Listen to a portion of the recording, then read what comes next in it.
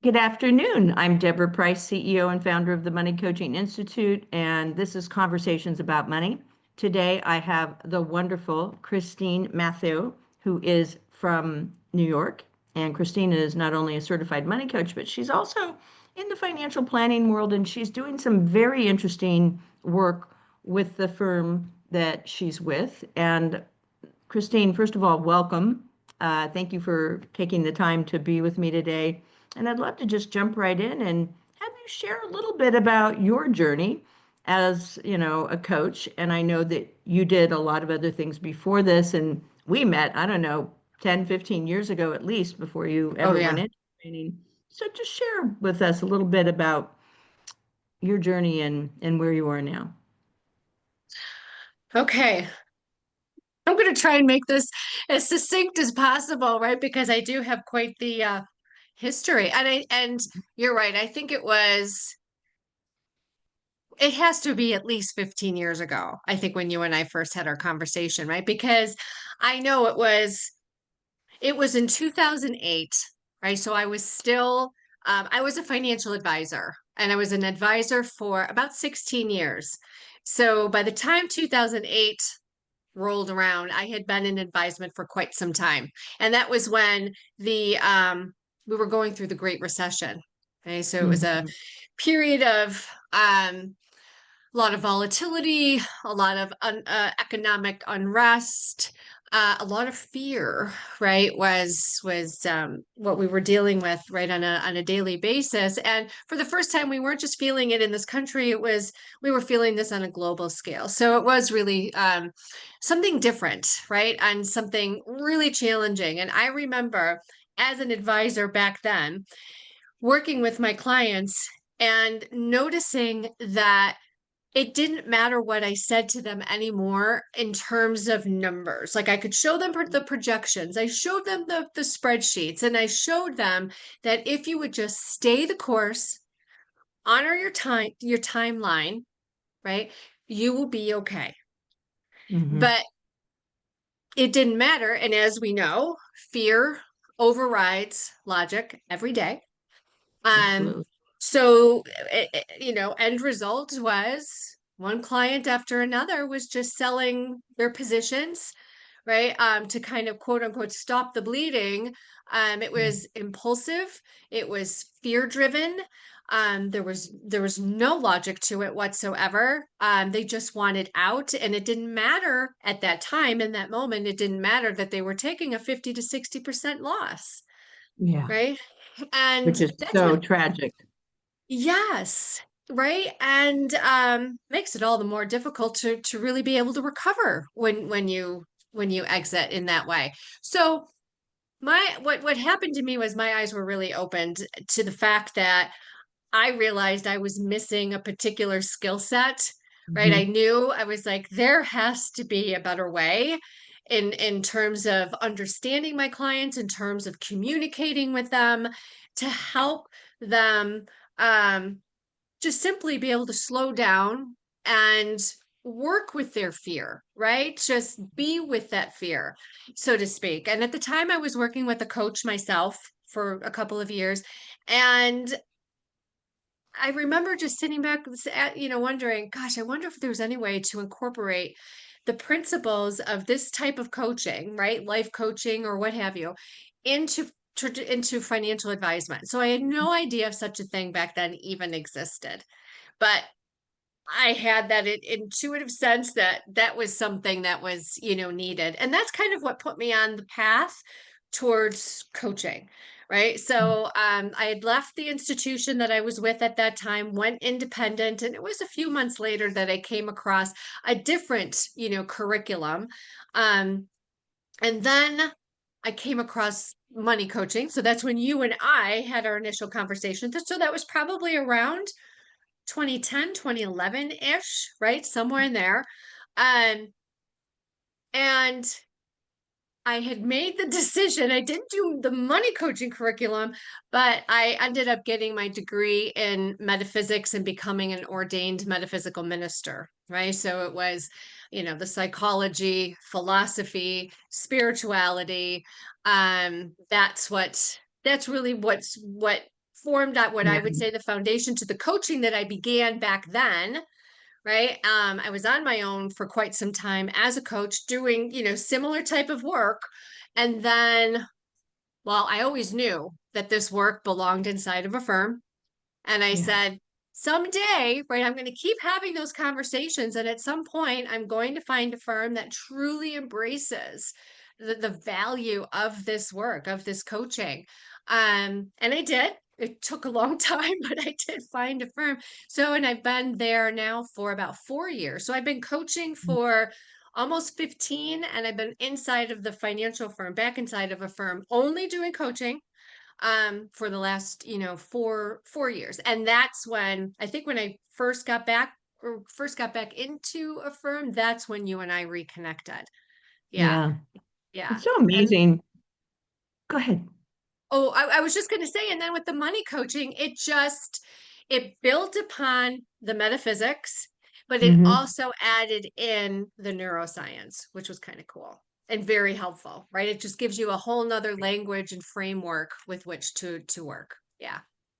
Yeah, and I also believe that if you don't understand the neurodynamics of all of this, you're missing such a critical piece because the brain really is controlling our emotional dynamics are controlling the decision-making process, and yet people don't know anything about that, and therefore they see is the outcome or result of that, which is impulsive behavior, fear-driven behavior, blah blah blah.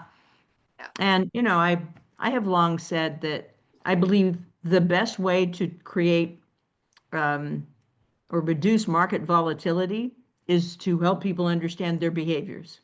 Because the truth is, Absolutely. and this is what I say to my clients all the time when they're saying, well, I'm feeling really nervous about the market, or I'm not sure about this financial decision. And after they've done the coaching process, I just sit there and I say, so can you tell me right now, who am I in conversation with?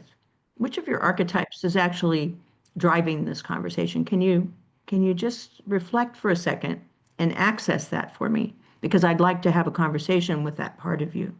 How would that be? Yeah. Yeah. And they will say, oh, yeah, I feel like this is definitely my innocent because I'm feeling scared and uncertain and I'm overwhelmed and I'm confused. And I go, there you go. So if your innocent is driving this decision-making process, what would happen if you brought your warrior to the table right now? Let's bring your warrior in and have a conversation with that part of yourself, right? Because isn't that the archetype that should be making the decision? Because that's what they learn, right? Who's in charge? Who's driving this? And then Right. as they go through that, they begin to, first of all, you said a key word that's so important, slow down the process. Mm-hmm. Mm-hmm. Because once you hit that pause button, you've actually started to access another part of your brain altogether, and it's no longer the Right. reactive part. So it really is, useful. And I do believe that, markets are not driven purely by technical or fundamental, dynamics. They are mostly driven by human emotions and behaviors. And so why aren't we in that conversation? We could actually reduce volatility and make everybody's life a little better and make it easier for people to make um, more informed decisions. And I mean informed not from knowledge, because we know our clients are not going to take the time to learn to understand the technical or fundamental, aspects, but they can access what's going on inside of them and who's driving the Yeah. bus, right? Yeah. Yeah. Absolutely. I mean, I've always looked at this work as really as the classroom for self-discovery, Mm-hmm. right? Mm-hmm. Um, that when you do this work, learn more about yourself, you understand yourself. Um, even when we're talking about those underlying belief and behavioral patterns, right? When you've brought them to light and you understand what their origin is, right? So Yeah. now you're able to look at them, look at yourself without judgment, right? And then from that place, you're in a position to course correct, Yeah. right? And that's where the spiritual work, Yeah. and that background, which, is also something we've spoken about a lot because we both are people who've been really drawn to spirituality and transformational work. And um, I often find it interesting how many people don't, they have a challenge with seeing the connection between money and spirituality. And I'm curious, how do you broach that? That's such a great question. Oh my gosh, that's such a great question. Um, oh, how do I? I don't even think I've ever really thought about that, like, specific. Probably just Um, comes naturally that you go into that place of being the minister who can, I mean, that's what I would imagine, but I'm just curious if there Yeah, was any. yeah. I think so. The first place where I would start is I think there's a misunderstanding about what money is, right? Mhm. So whether we look at it through the a metaphysical lens or a spiritual lens, right? We think that um, not having money or having money is spiritual. That makes me right spiritual. But the reality is that money is neutral, right?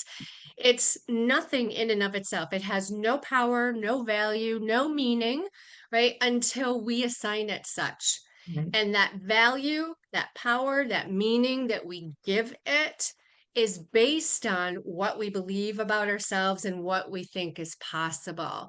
And that's how I open that conversation and connect it with that which is the truth, Right. right? The truth of who and what we really are and the truth of what it is that we really want in our heart of hearts.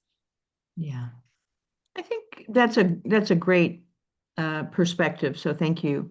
And the other thing is cultivating the relationship with the magician.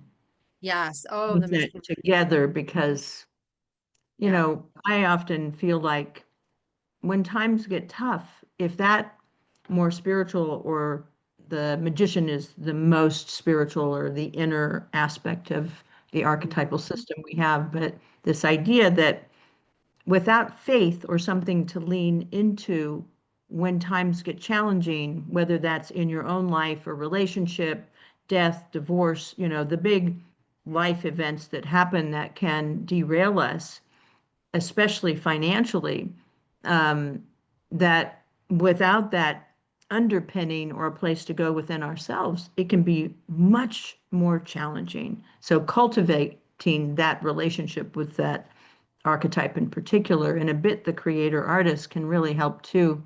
So thank you Oh, yeah. for your Yeah. perspective. I Yeah. In also, fact, oh, go ahead.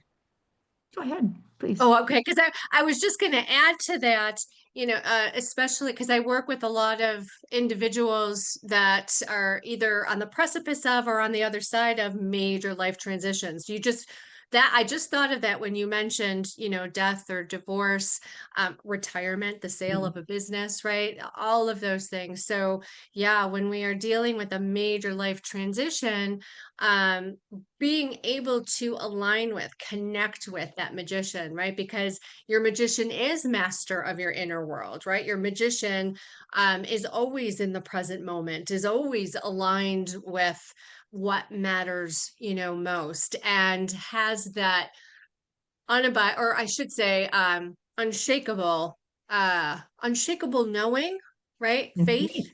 right? Faith Okay. that everything always works out, right? And that we can trust in that, lean, like you said, lean into, Lean right? Lean into it. into that. Yeah. And that's resilience. And it also doesn't mean that we do nothing because that's what the warrior is the archetype of action, everyone. Right. So the warrior's in charge of driving the bus and making sure that you're doing the right actions and being consistent in that respect. And the magician is sort of the glue that holds it together. And the two Yeah. of them together make a really powerful partnership, right? Yep. So, Yep. I always say it's the magician is whispering in the ear of the warrior, right. Yeah. right? Yeah. Yeah, absolutely. And I think also making sure that the warrior doesn't get overly zealous, Mm. and go, because that can actually turn the volume up to the warrior, and the warrior could then move right into either the fool or the tyrant. So, depending upon the person. So that's great. Um, I've been so fascinated to learn more about your firm and the work you're doing there to integrate money coaching as a baseline offering that you give your clients, that in my mind, this has always been my vision, that all the financial services companies would have a money coach on staff or consulting money coach that would come in and do that work for their clients, because we know that if that's present, that clients will not only do better, they'll feel better, and they also tend to produce much more loyal clients who are going to be happy customers because they get that you know them for real, right? Yeah. So tell me about how that's going and how that ended up becoming the reality of your life today. Yeah, it took a lot. It took a lot, right? It took Pick and a time. shovel? Yes, exactly. Exactly. No, it took time. And, to the credit of those that I work with, it took their willingness, right, to be Mhm. open, to the Right. work and, to sit down and talk about how and why, money coaching is the key component, right, Mhm. to an individual's success, right, personally, financially, professionally. Yeah. So it took some time, to get there, but through, constant and deliberate, conversations, yeah, we were able to arrive, at an integrated, process where, when individuals, come through the door, they have a conversation with me, Yeah. right? Well, I And, really want to acknowledge you and your efforts, and also your boss for just going, yeah, I think this is the right thing to do, and being willing to try it, and also just be innovative. And so the results, how does it look, the process itself, when you're, within your firm? I know you work in a bit of a team environment. Tell me about that. yeah, yeah, absolutely. Yes, yes, it is. It is. It's very much, a team environment. Now I am the only money coach, there. Um, so so as I said, so when people come through the door, um, the initial conversation, typically the initial conversation is with one of the planners. And if that individual is, interested and furthering that conversation, then a meeting is, Mhm. scheduled with me. There's other stuff going on the planning side, right? So that the planners get to know, the individual better through that lens, through that standpoint. But they are having a conversation, with me. So I do conduct a discovery. Typically I use the money types quiz, Yeah. right? I use the money types quiz, right? They take the money types quiz before, we get on the call. And then the conversation is based on it's partly based on the results, right? So what are we looking at here? Why are we even, looking at Right. this in the first place? Right? How does this, right, connect with what you will be doing, on the planning side, right? Why are both, important? Um, and then there's a few other questions, that I'll ask, even just something simple like, okay, well, if we were sitting down for coffee or just like this, right? How would you describe your relationship with money? Right. Hmm. And you just let them, right? Let them answer. Right. Right. And what you hear aligns with the results that you see in that Right. quiz. It's pretty Right. So fascinating. yeah. And now, right, and we speak to that, right? You just said this, right? And that's how it correlates to your innocent, showing up, Hmm. right? The pattern of the Hmm. innocent registered. And then I'll ask them, well, if there's one thing that you could change about you and money, what would it be? Hmm. Right? And then they answer, and I just listen, right? And then I say, okay, well, if let's say you you affected that change, right? You implemented that change. How Right. would you be different? How would life be better? Hmm. Right? And these questions are very simple questions, but they give you so much information, and they allow the individual to begin to think of money and to think of themselves in relation to Right. money in a very Yeah. different way. Because the comment I always get is, nobody's ever talked to me about money in this way. Right. Right. right? Mhm. And then it's like we're really excited about this, right? We're really, excited to engage in this way. Yeah. Absolutely. I mean, it opens up a whole nother level of understanding, awareness, as well as hope and possibility, Yes. because Yes. people often don't feel very hopeful that things will change, which I think Right. is one of the reasons why people don't actually move forward to fulfill their financial plans. They don't believe they can Absolutely. do it, and so they give up before they even get started. Oh And yeah. or they aren't ready to make a change yet. And rather than staying with a coaching process that will help them explore that and understand why that might be, they'll Right. just stop it right there. And then, of course, they're right, nothing will change. So it becomes a self-fulfilling prophecy ultimately, right? So, Absolutely. and Yeah. then, Yeah. so do you wrap this up as part of the service package that you give to your Mm. clients? So it's included within the services? Yeah, yes, yeah. So there's basically three different ways you can engage, right? The first level would not include, wealth coaching.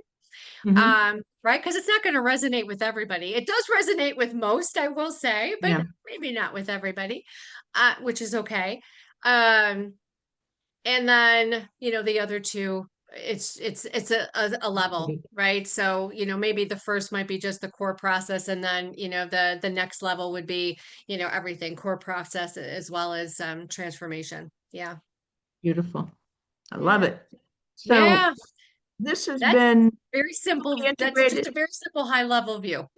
Yeah, of course. And of course, even as you were talking about the questions you asked, just for those of you who are watching, those questions are not the money coaching process per se. It's Right. much bigger than that. Those are just sort of introductory questions that Christine would Yeah. ask a prospective client. Um, so how long has this been fully integrated into your practice? Oh gosh, I would say, oh, I want to say 2 years. Yeah, it's been a couple Fantastic. years. I mean, it took a while, right? It just took a while to like actually develop it.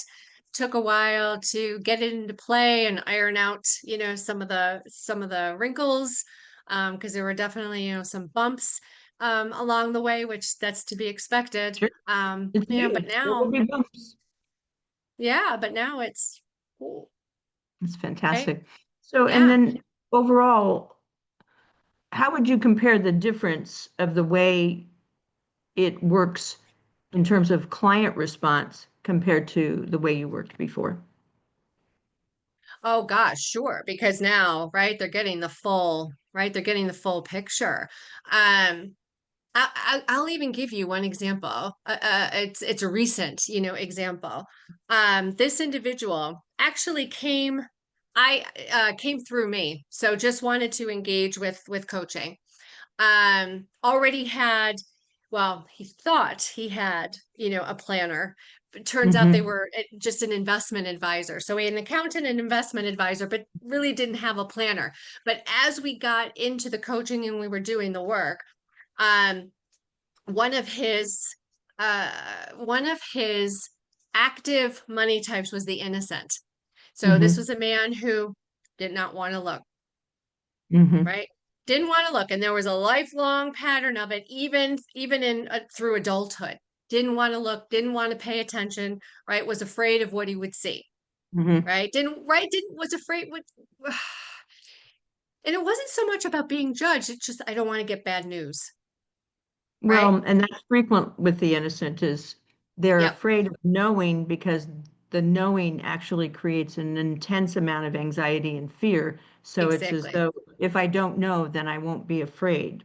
And of course, Yep. that's not rational or logical, but just know, everybody, very Hmm. few people are rational and logical when it comes to money. Even if Absolutely we right. think we are, there's always something, you know, behind the scenes that can potentially derail the most rational, logical person when it comes to money and those kinds of decisions. And by the way, thank you for saying this relative to being a man, because we tend to think of men in our society as the ones who know money and women don't.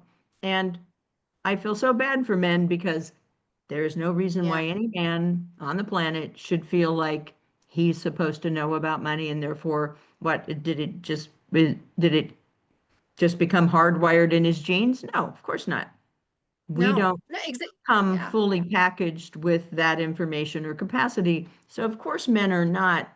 They're going to be subject to the same kinds of challenges that women are, and we as a society need to begin to recognize that and not project onto men that this should be their responsibility solely because they're not in any better position for the most part, and most men say they don't want all that responsibility either.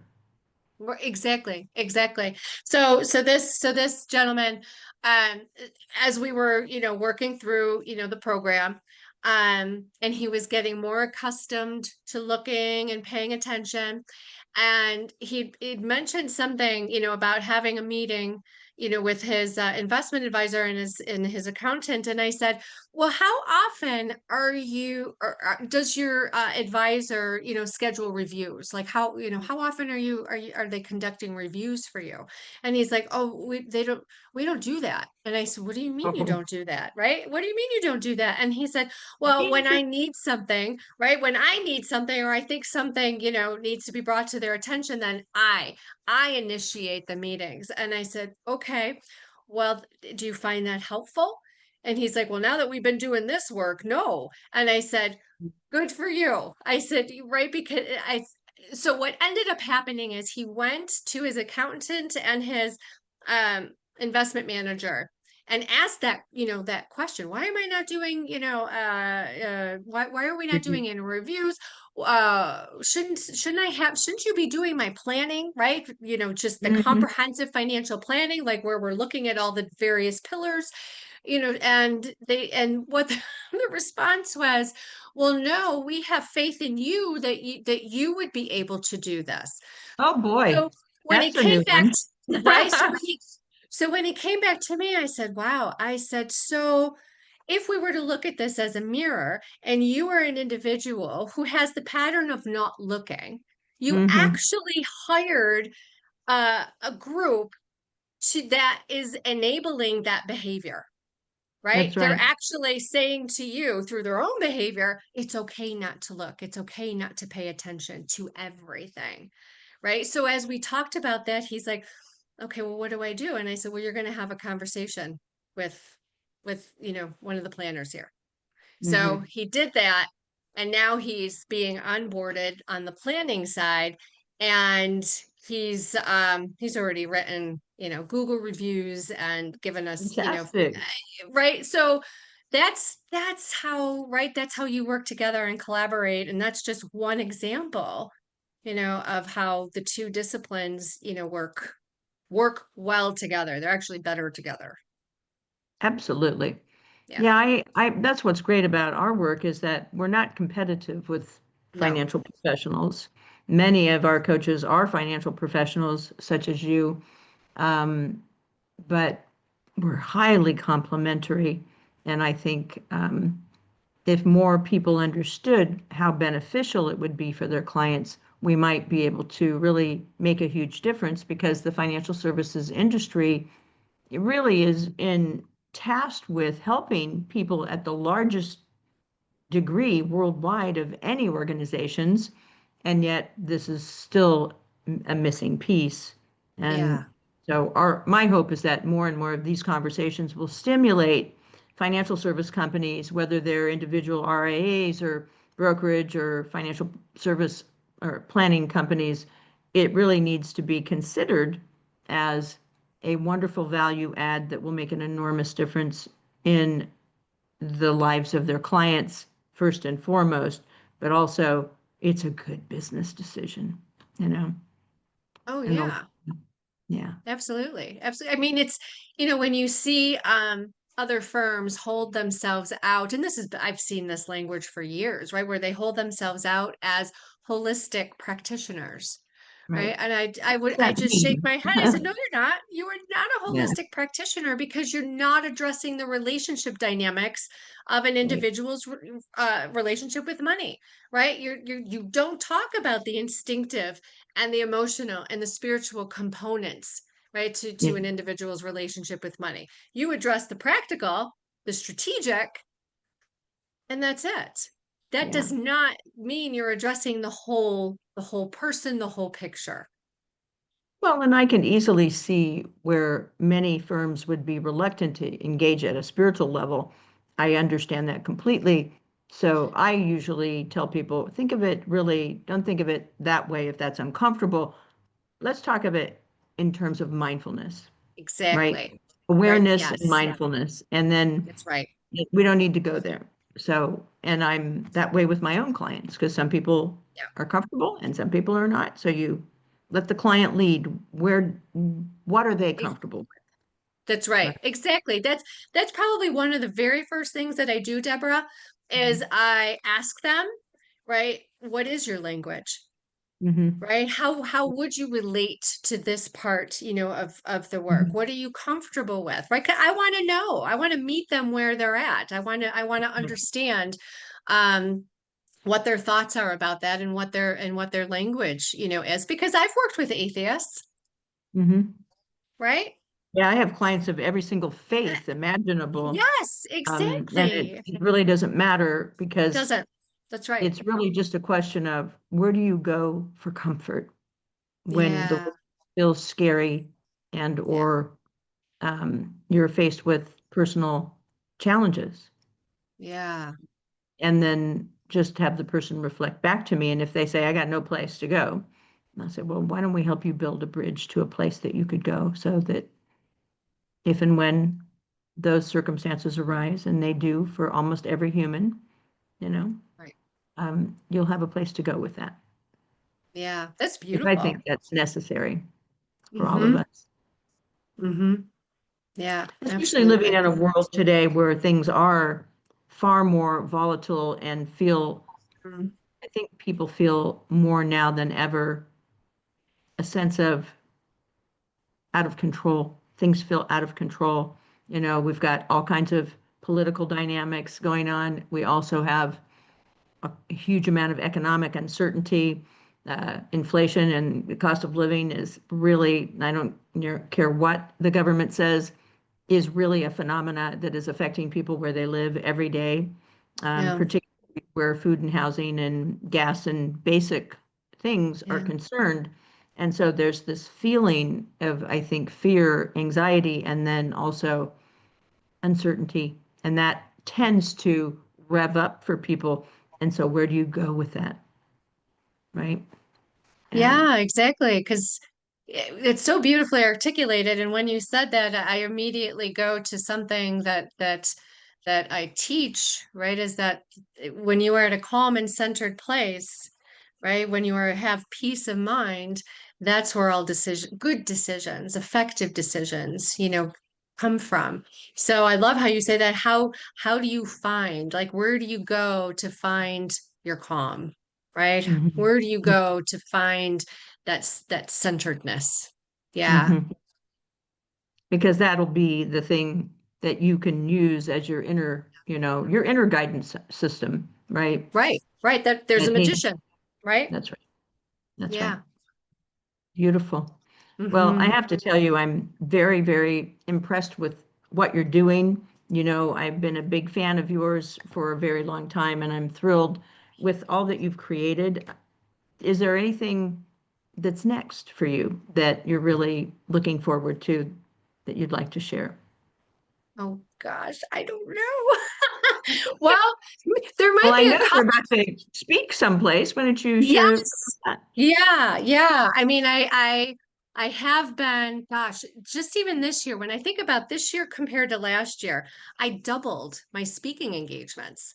So I'm like, Fantastic. maybe I should pay attention to this, right? This seems to be, a pattern. So one of the things that I will be doing is joining Toastmasters just to get even better, you right, at that communication and speaking so that Mhm. yeah, just um, how do I want to say that? Um, yeah, just to be able to communicate more clearly, right? Mm. From a place of true from a place of true authenticity, right? I think that's what I'm looking for. But yeah, so that I ultimately I'd like to position myself for even more impactful, speaking, engagements. And then I know you know this, that part of my vision, at least, in the firm, is to expand on the coaching side. So, Mm-hmm. Yay. Well, yeah. we'll hold that that will happen for you. So Yes. fantastic.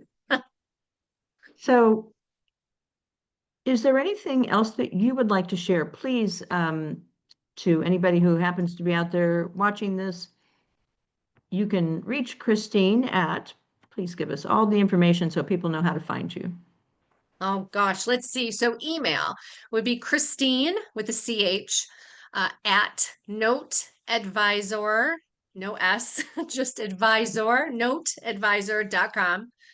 Oh gosh, you know what? I can't even think of what my LinkedIn profile LinkedIn. is. Yeah, LinkedIn, if you just search Christine with a CH, Mathieu, Mathieu, it is French. So if And you'll I be always able to find. butcher that, so I apologize. That's okay. That's all right. You'll know you found me because Deborah is one of my connections and I'm in like this hot pink top. So And you that's look beautiful in that outfit. thank you. Thank you. Um, let's see how else. Even just Right. noteadvisor.com, right? There's a wealth coaching page, there's the blog. You'll be able to find me there as well. Beautiful. And you have a Yeah. podcast, right? I don't. No, I Oh, just do okay. I thought you interviews. had your own podcast too. Okay. No, Well, no, I scratch just do that. interviews Maybe like you're this. supposed to have one. We'll see. Yeah. All right, Christine. Well, thank you so much for your time and for Oh, all your wisdom. And I look forward to hearing more about you and what you're doing. So please stay in touch. I will. And thank you. Thank you for everything, all the support over the years. It's Oh, a you're so blessing. welcome.